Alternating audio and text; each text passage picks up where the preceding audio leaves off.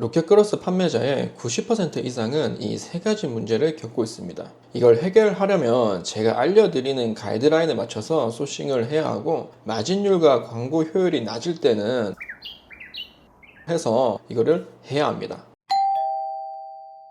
네, 안녕하세요, 한드래곤입니다.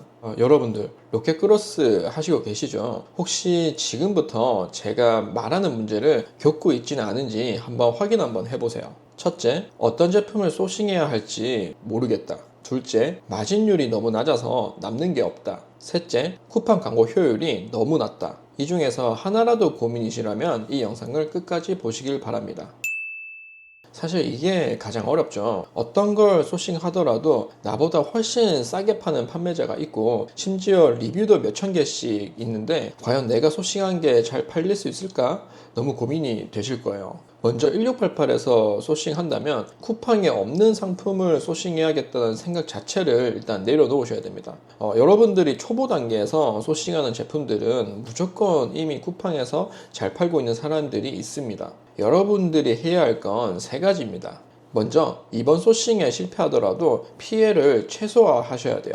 두 번째는 소싱한 상품들 중에서 감이 아닌 데이터적으로 성공 확률이 가장 높은 것부터 소싱을 하셔야 됩니다. 세 번째는 다른 제품인 척 하셔야 돼요. 이 세 가지만 생각하면서 소싱을 한번 해보시길 바랍니다. 소싱에 실패하더라도 피해를 최소화해야 한다는 건, 여러분들이 초보일수록 적은 자본으로 로켓그로스를 시작하시잖아요. 자본도 적고 경험도 적은데 한 번에 가진 돈 전부를 쓰게 되는 소싱은 하지 마세요. 최대한 가진 자본에서 시도를 많이 할 수 있는 상품을 소싱하시고 테스트하시면서 경험치를 높이는 게 중요합니다. 초보 단계에서는 강도보다는 빈도가 훨씬 중요하다는 걸 잊지 마세요. 그래서 저는 정규 수업에서 소싱에 대한 가이드라인을 디테일하게 드리는데, 그중 가장 중요한 게 실패했을 때 피해를 최소화할 수 있는 1차 소싱 가이드라인입니다. 사실 이 1차 소싱 가이드라인에 맞는 상품만 찾아서 소싱을 해도 손해를 볼 확률이 극도로 낮아집니다.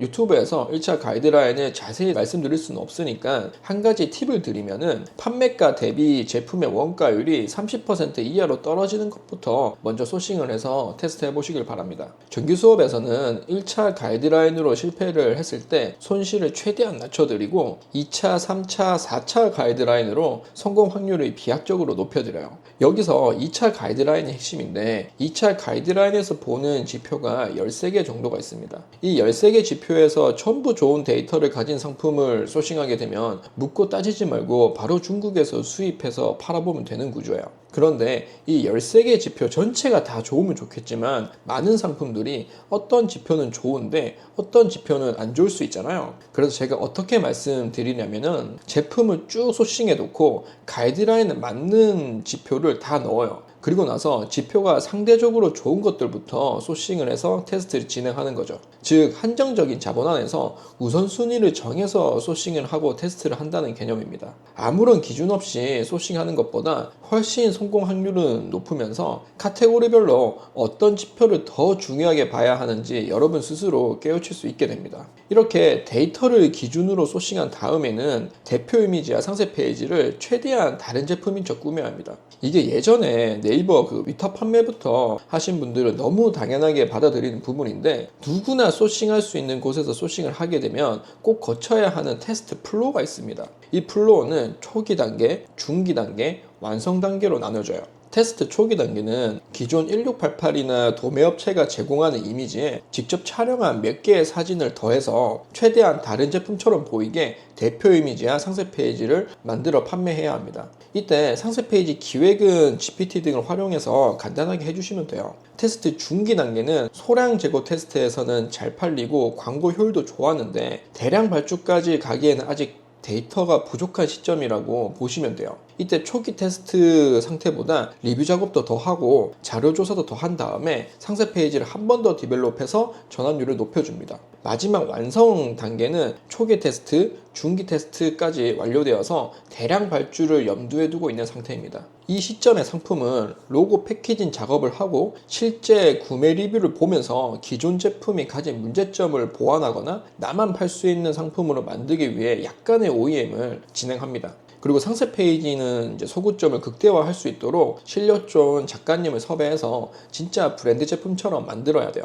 이렇게 초기, 중기, 완성 단계까지 거친 제품은 비로소 나만 팔 수 있는 브랜딩된 상품이 되어서 우리 사업에 마르지 않는 캐시카우 역할을 하게 됩니다. 그런데 로고 패키징 작업도 어떻게 해야 하는지 모르겠는데 OEM은 또 어떻게 할지 막막하시죠. 그리고 실력 좋은 작가님을 찾는 것도 좀 어렵게 느껴지실 것 같아요. 사실 이건 근데 정말 간단해요. 실력 좋은 촬영 작가님이나 중간에서 공장이랑 OEM 소통해주는 업체를 찾으시면 돼요. 당연히 제 수강생 분들은 제가 실제로 쓰고 있는 업체를 연결시켜 드리고 있습니다. 이 영상을 보시는 다른 분들은 공장이랑 협의해주는 구매 대행 업체는 셀러오션 카페에서 찾으시면 됩니다. 그리고 작가님은 크몽에서 레퍼런스를 보고 찾으시면 돼요. 그냥 다 한번 문의를 한 번씩 다 해보세요. 부딪히면은 다 구할 수 있습니다.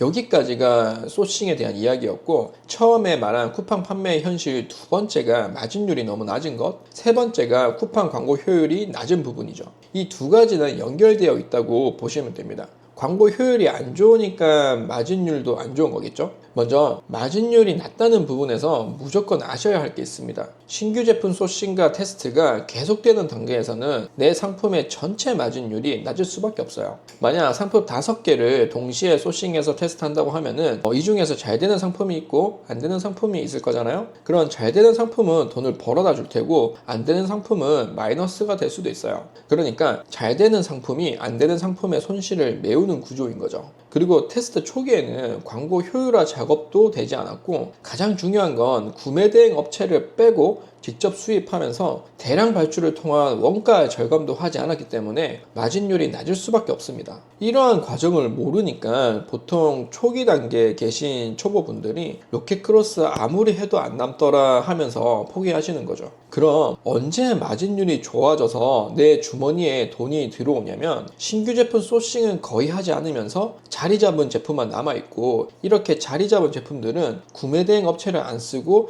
직접 수입하면서 원가를 최대한 낮췄을 때입니다. 이때 1688에서 수입하는 공산품도 마진율 20% 이상이 가능하게 됩니다.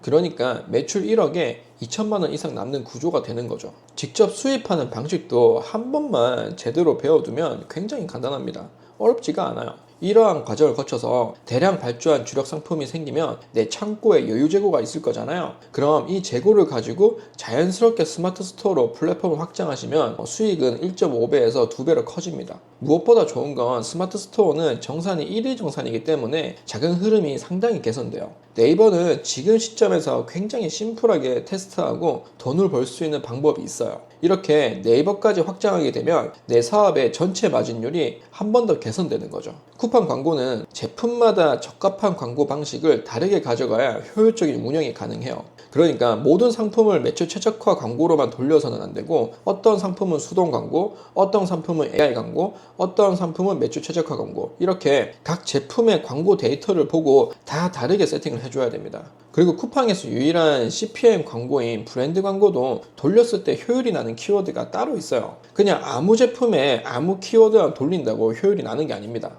쿠팡 광고 관련해서는 제가 이전 3편의 영상으로 쿠팡 광고 접근법, 수동 광고 세팅법, 매출 최적화 광고 세팅법을 자세하게 다룬 영상이 있으니까 참고하시길 바랍니다. 여러분들, 혹시 지금까지 제가 드린 이야기가 쿠팡 판매자 대부분이 겪고 있는 소싱, 마진율, 광고 효율 문제를 해결하는 실마리가 조금이라도 되셨나요? 어떤 제품을 소싱해야 할지 막막했던 고민부터 낮은 마진율과 비효율적인 광고 운영까지, 이 모든 문제에는 명확한 해결책이 있습니다. 오늘 드린 팁들은 그 해결책의 정말 일부분일 뿐이고요. 정규 강의에서는 이 모든 노하우를 여러분들의 것으로 만들 수 있도록 훨씬 더 방대한 내용과 디테일한 설명, 그리고 매주 주어지는 과제로 시장에 통하는 실력을 완성시킬 수 있도록 도와드립니다. 그리고 당연히 수업을 듣고 실행하시면서 궁금한 점들이나 중요한 의사결정이 필요하실 때 제 조언이 필요하시면 언제든 질문 주셔도 됩니다. 물론 제 수업을 듣지 않고 유튜브 영상만 보시면서 직접 실행하고 시행착오를 겪으셔도 충분히 성공적인 온라인 사업체를 구축하실 수 있어요.